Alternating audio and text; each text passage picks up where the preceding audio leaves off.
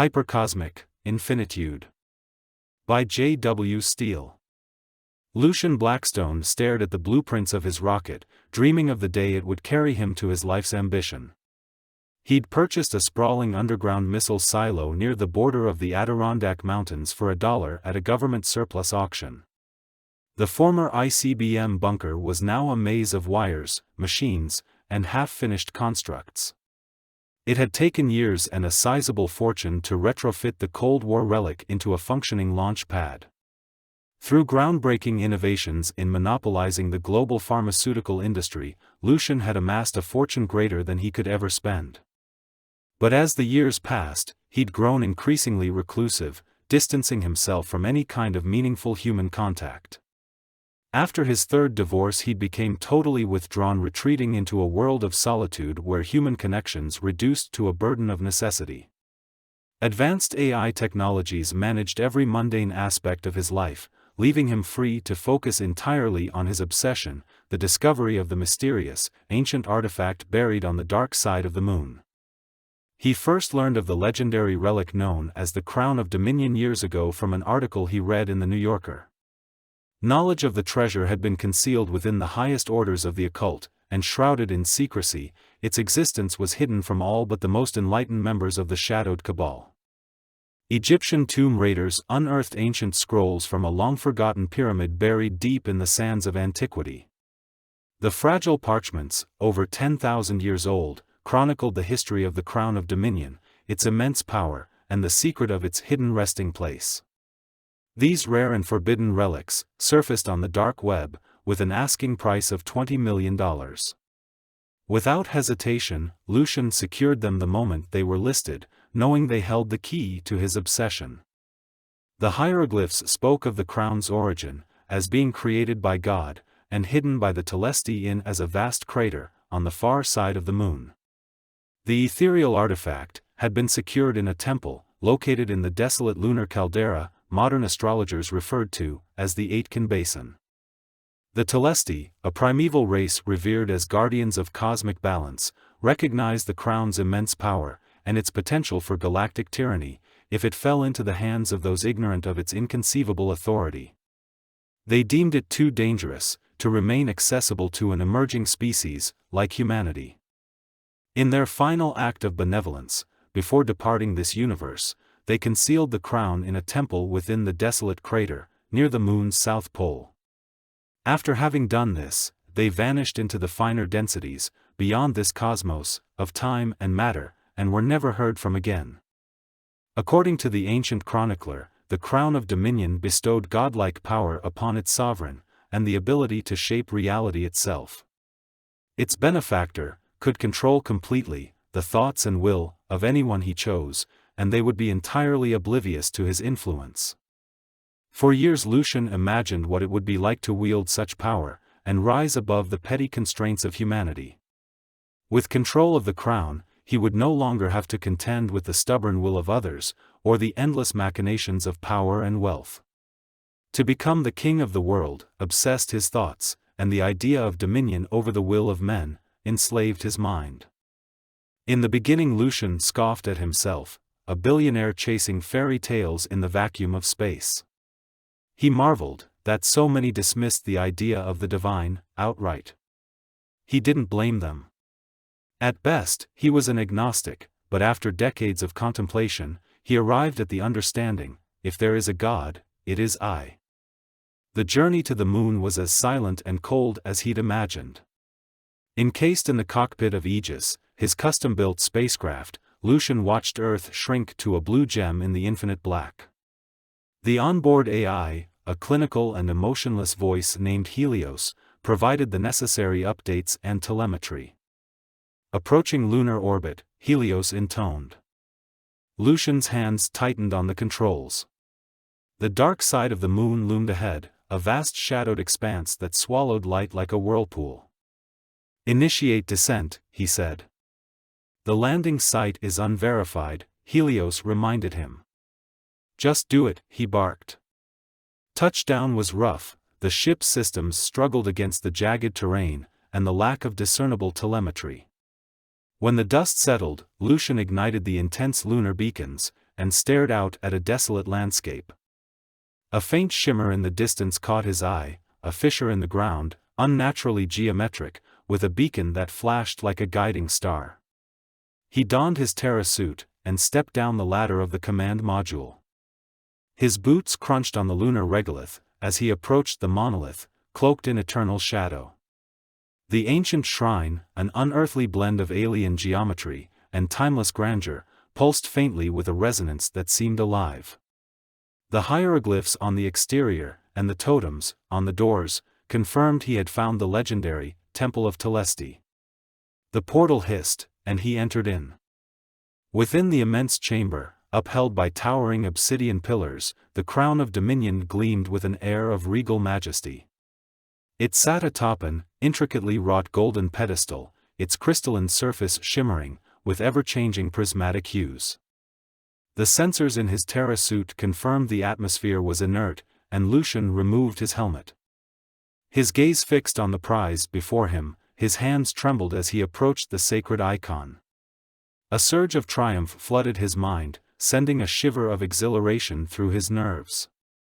A hollow voice deep in his skull whispered, saying, "Soon, you shall rule the world, old man, ain't that a kick in the head?" He let out a sharp laugh, and reached for the gleaming diadem. But his hands grew limp as the air around him shimmered with an otherworldly hum. Suddenly, a voice pierced the oppressive silence, reverberating against the ancient temple walls, its tone sharp and commanding. "For eons, we have awaited the chosen one, Sir Lucian Blackstone. Of all men, incarnate on earth, you are the being destined to claim the crown of dominion. Welcome to the threshold of hypercosmic infinitude.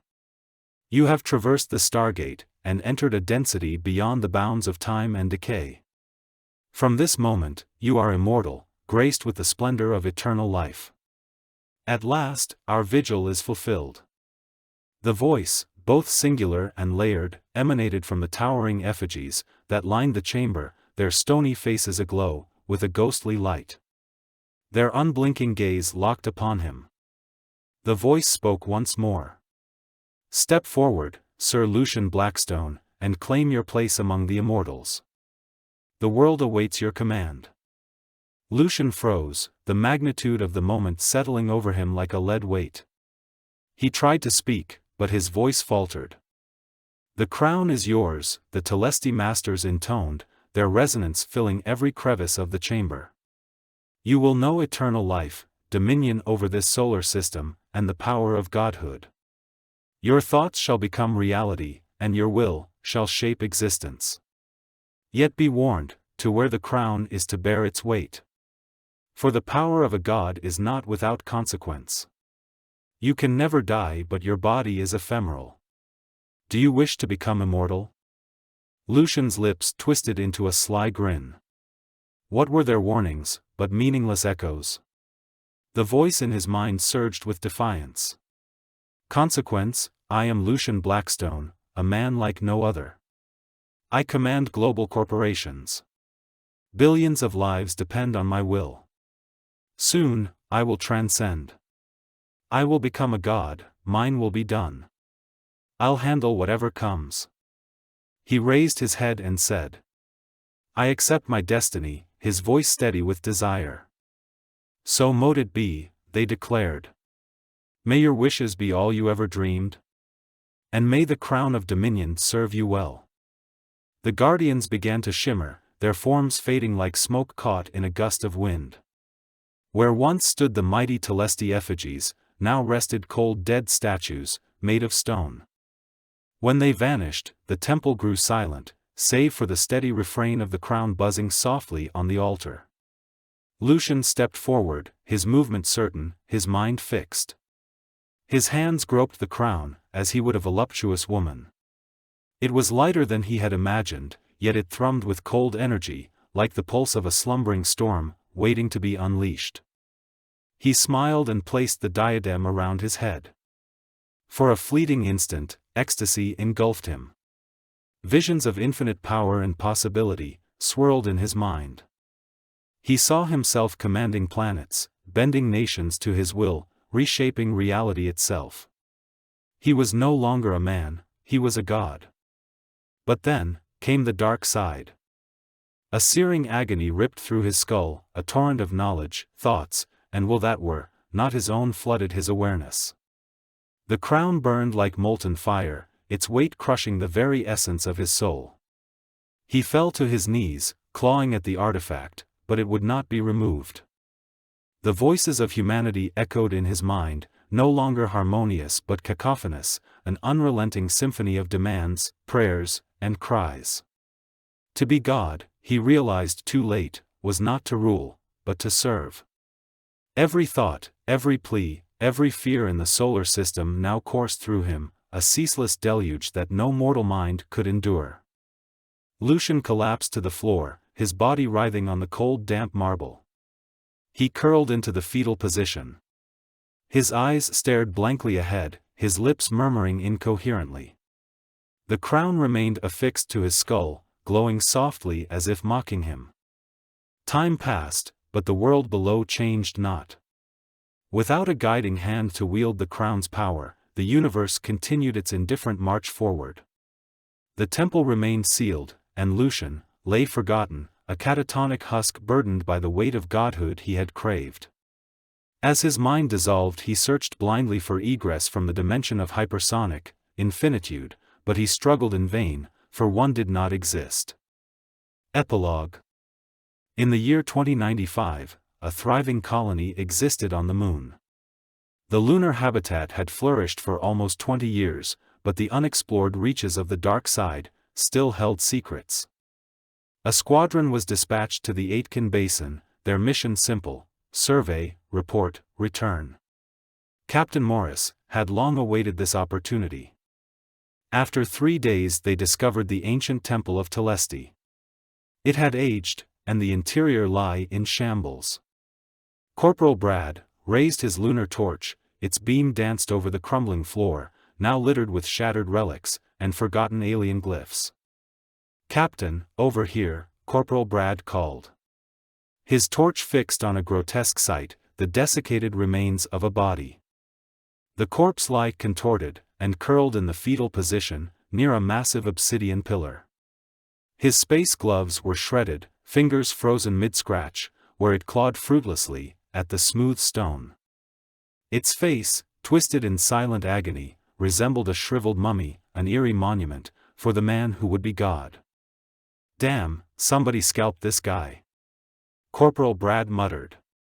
Stepping closer, his gloved hand tapped the pillar, which remained smooth and unyielding. "Looks like he tried to outthink death, and got sidetracked. How the hell did that guy get here?" Brad quipped, kicking a fragment of brittle stone across the floor. The captain's eyes narrowed. "That's guy's mess," he said flatly. "He looks human. How did he get here?" asked Brad. "Beats me," Morris replied. "He's no Xeno, that's for sure, but judging by the looks of it, he should have stayed on Earth. Load him up in a biorecovery bag, Corporal, we'll deliver him to base camp. Let the flight surgeon deal with what's left of him." "Aye aye, Captain," said the corporal. He stared at the body. "He looks like he might have been human. Where do you think he's from?" The captain shrugged and adjusted his visor. "Hell, Corporal Brad, if he had a return address, I'd send him back, postage due."